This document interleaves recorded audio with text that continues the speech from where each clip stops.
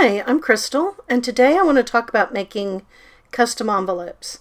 So I know there are a lot of punch boards and special notch punches and dies and stuff that will make envelope shapes, but it's really so easy to do this just by unfolding an envelope and making a template. So you can do this with any envelope you have. The paper from the envelope is a little flimsy, so I like to trace it onto some heavier cardstock if I'm going to keep using the template. But if you manage to unfold it, you can do it either way. Then all you need to do is score from corner to corner, fold it up, and you've got an envelope. So making a template from your own envelope is super easy. You're just going to carefully unfold the envelope. Try not to rip it up too much. Now here the glue is being a little recalcitrant, so I've got a couple holes, but that's okay. I'm just going to tape this down to my heavier piece of cardstock, and I will make my template by tracing around, and I can make up for the deficiency of those little rip spots. So I think having a variety of sizes is really useful. I like that medium A1 size or 4-bar size for using in my junk journals. This smaller size is great for gift cards, and then obviously an A2 size for cards. It's also handy if you like to make larger cards or slimline cards and you don't have a good supply of envelopes for those. You just need one, and after that you can trace your template and you can make as many as you want.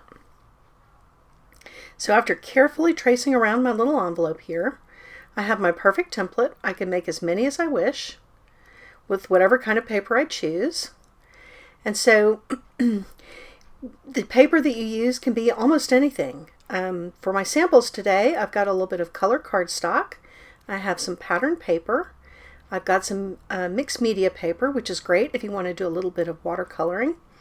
But you could use book pages or digitals that you've printed, anything you want. To use the envelope templates, obviously all we're going to do is put the template down on the back side of the paper and trace around.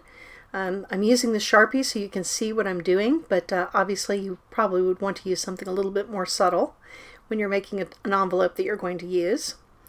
And once you trace all the way around, you'll notice that it's really mostly straight cuts, except for these little notches. But those are very easy to cut with the scissors. So here are my 3 templates from my 3 most commonly used envelopes. And I will link the templates in the description box. They'll be at papercraftcrystal.com on my blog. So you can take apart your own envelopes and make templates, or you can use my templates. So I've cut out a couple of samples here in a variety of paper. And now we're going to go ahead and score. In order to score the envelopes, all you really need is a straight edge and something to score with. You can use a pencil with the lead retracted. If you have a bone folder, that's perfect. I've got this tool that's got a rounded edge that will not rip the paper. That's the most important thing. And I've got a straight edge. I'm going to use my ruler. And so I'm just going to put the straight edge from one notch to another and use my little rounded tool to score a line between the two. That'll give me a nice crisp fold when I fold up the envelope. If you just fold the piece of paper, you tend to get a little wonky fold and it doesn't look as nice. But if you score in advance, you get a nice fold and it looks very professional. Nobody would guess that it was handmade unless the outside of the envelope gives it away because you've done something creative.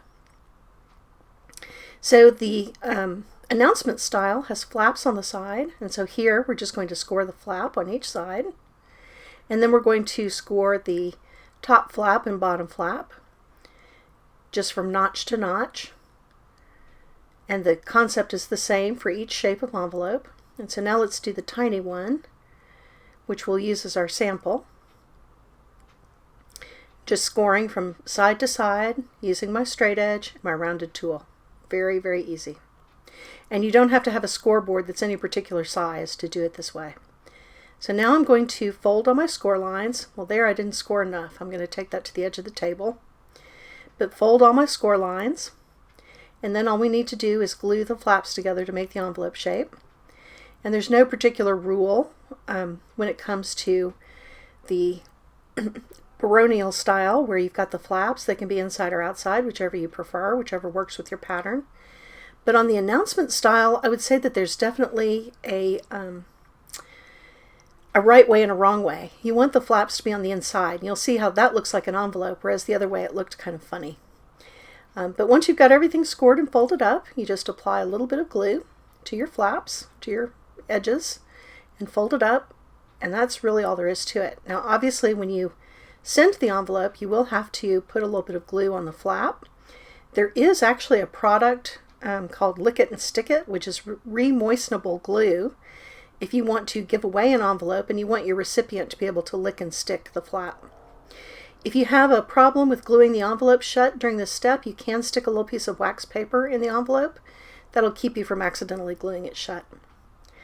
So now we can see the finished envelopes. Here's this little gift card size. There's that 4-bar or A1 size. And then we've got the A2 announcement style size. I like the announcement style for A2 because it fits so nicely on an 8.5 by 11 piece of paper. And there's my mixed media paper that I did a little bit of watercoloring on. I've left plenty of room for the address.